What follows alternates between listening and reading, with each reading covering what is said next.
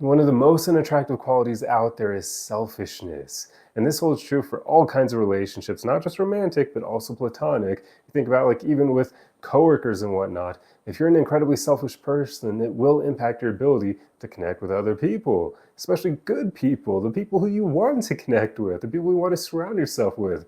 If you're incredibly selfish, they're not going to like that because that's generally not a quality that good human beings have. I mean, all of us can be selfish to some extent, right? So I'm not saying that like selfishness, any ounce of it is bad. There is like a balance here, of course. It's like a scale, essentially. You want to be closer to the end over here where you're not very selfish at all, as opposed to over here where you think you're the center of the world, like, certain people out there who are controlling certain countries, right? Yeah, you don't want to be like those people. So it's okay to have a little bit of selfishness, to focus on your own needs and make sure that you're actually surviving. Because if you have zero selfishness, then that's a point where you are going to put others before you so much that you could even neglect to eat and take care of yourself. And that's not good. So I'm not arguing for that, of course.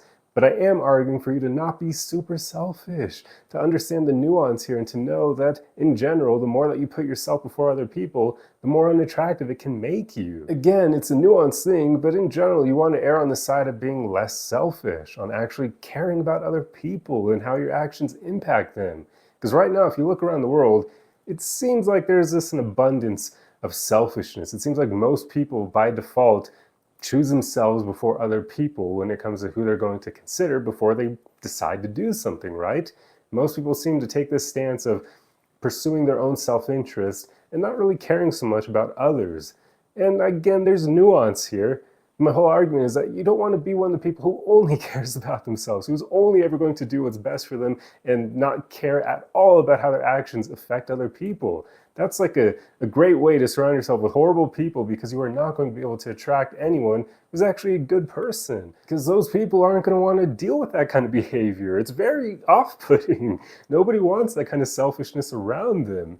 So there you go. This is why I bring it up, because I just see this abundance of selfishness, and I want to ensure that anyone who follows my videos, that you're not going to allow yourself to be one of these people. There's plenty of them out there. We don't need any more of them, right? So just strive to be a good person, to genuinely care about others, so that you're not going to do things that cause unnecessary suffering for other people just to further your own position in life.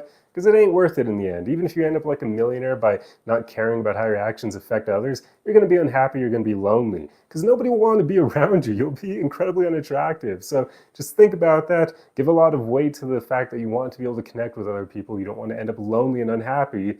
And a good way of getting there is just by simply genuinely caring about other people.